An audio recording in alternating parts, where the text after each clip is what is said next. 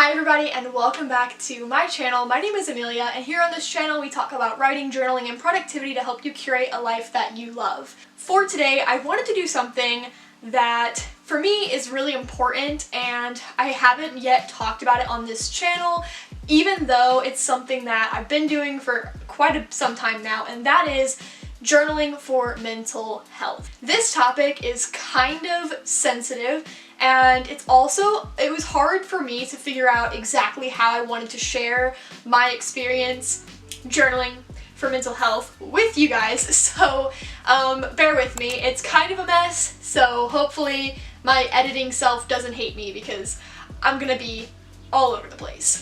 So I actually came across mental health journaling talking to one of my friends who had gone to therapy, and she introduced this idea of cognitive behavioral therapy, or CBT as it is known in its abbreviated term, is essentially a method of psychotherapy that encourages a person to analyze their present situation, mindset, and outside influences to help resolve an underlying problem. CBT is a method of therapy, more or less, that uses many different techniques. So these techniques include nightmare rescripting, breathing practices, meditation, finding distortions, introspection, journaling, and there are many, many more. CBT is kind of a broad term for being more introspective with yourself and using different exercises and tools to gain a better awareness of self. A lot of people use journaling for cognitive behavioral therapy because it's a great way to organize your thoughts and kind of create a separation between yourself and the negative patterns that you create within your mind. I'm going to get into the types of journaling that you can do to better your mental health. And I say better because eradicating mental health is a challenge, a feat all its own. I am no therapist, I'm no professional, so just quick disclaimer here in case one is necessary. I am just giving you some of my personal experiences as well as my own advice in regards to journaling for mental health. And while I am not a professional myself, I do think that some of these exercises hold merit. That said, I do think if you're really struggling or if you feel as if your mental health is a lot worse than it was before, or these exercises don't work for you, I do encourage you to talk to a therapist or a licensed professional who may be able to offer better, more personable advice than I can through a camera. Okay, so getting on to the types of journaling for mental health exercises, topics, things. We're going to start with the first one, which is guided prompts. Guided prompts are perhaps the most recognized when it comes to journaling, and they are also the thing that I tend to lean on the most. Guided prompts are just that. That's exactly what they are. They are prompts created by someone else that you follow and you answer however often you choose to do so. Actually, the exercise at the end of this video is going to be a guided prompt exercise, so stay tuned for that if you want to partake on this exercise with me. Of course, there's no pressure and you can do it whenever you want, however you want. I'm just here to help. The sole purpose of guided prompts is mostly to help you navigate waters that you wouldn't have previously treaded, see what I did there, had you just opened your journal to a blank page and begun writing. For many experienced journalers or people who have been journaling for years, it can be relatively easy to open up to a blank page and just begin laying down your thoughts or practicing exercises that you have done in the past that have helped you before. But for a lot of beginners, it's a lot easier to just follow guided prompts that lead them in the right direction and help them answer questions they wouldn't have previously asked themselves.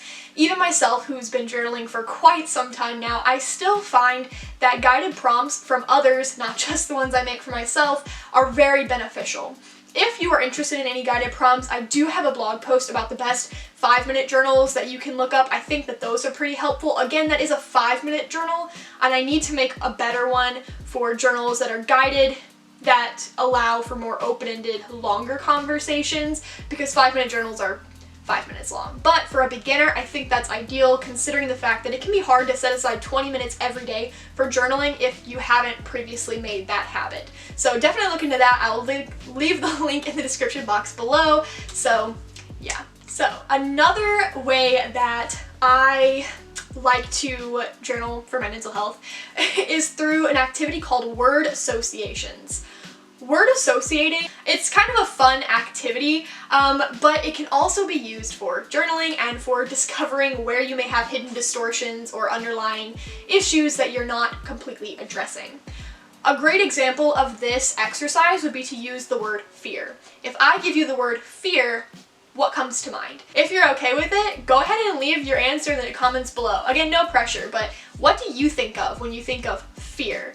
Alternatively, to make this exercise even more beneficial, what do you think of when I say the word love? For the sake of this exercise, when it comes to word associations, if you were to give an example of what you think of when you think of fear, and then using an opposite, whether that be courage or love, then you can kind of compare the two and see where there's any similarities or differences, and it kind of opens your eyes to what's actually going on under the surface.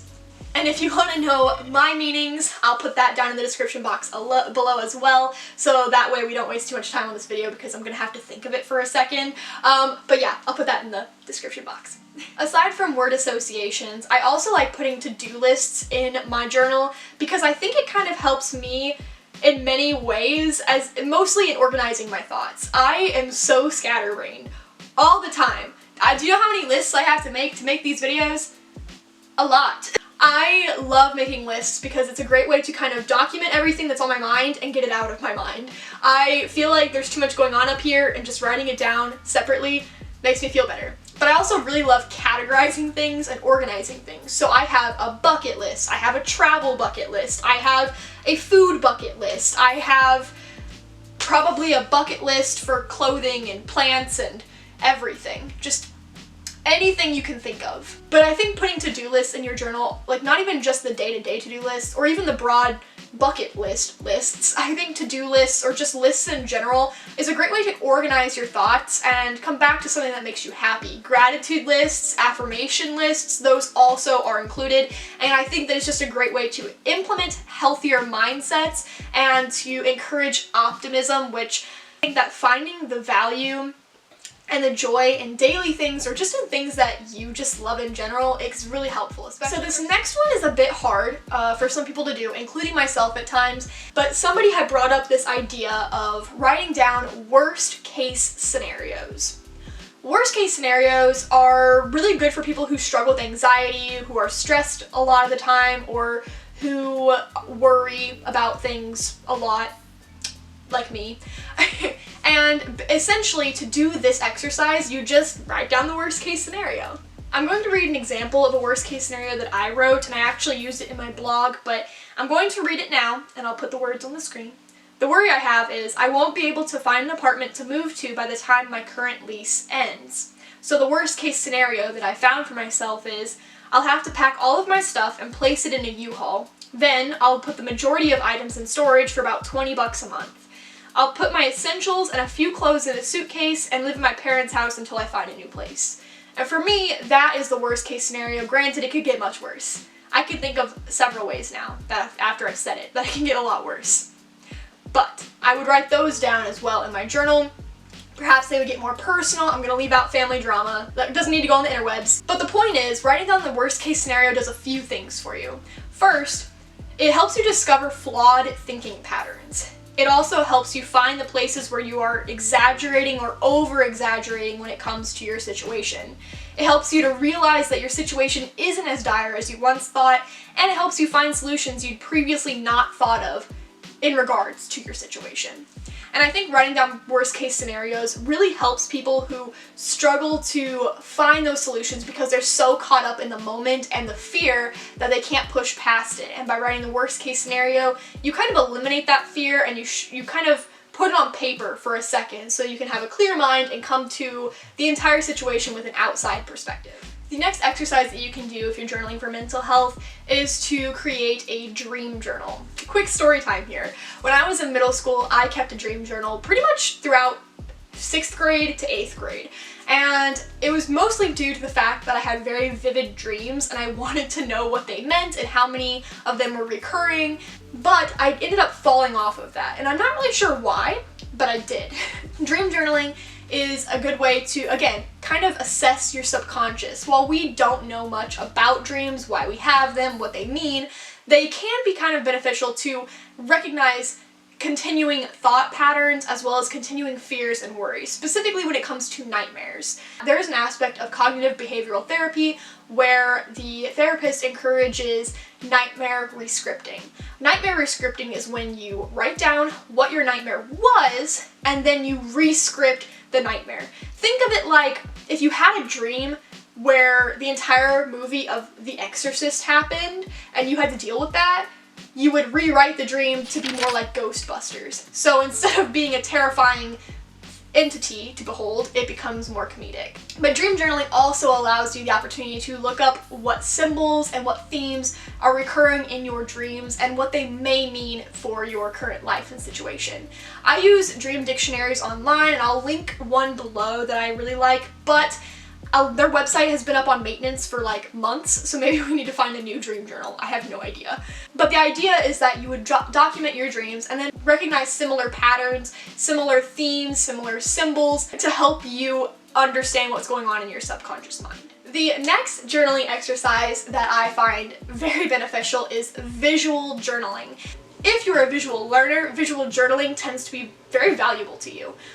Visual journaling, it can be done in many different ways, but I'm going to go ahead and give you a few examples. One of the most common examples of visual journaling is by creating a vision or mood board for an event or an ideal. A vision board is essentially a collection of images or quotes that summarize an ideal or dream that you hold dear to you. Examples of vision boards can include New Year's resolution boards, travel boards, bucket lists, weddings. It could really be anything, something that you hold ideal, and it's a great way to create a physical manifestation of your dream. Aside from vision and mood boards, visual journaling can also be exercises like the level 10 life diagram or current me versus future me, which are two things that I have talked about and discussed on this channel. And of course, there are other things that I also haven't discussed on this channel, but I have put on my blog, and that could be like a physical representation of your ideal self-care routine, skincare routine, morning routine, stuff like that, or just a diagram of images that hold some sort of meaning to you and your mental state.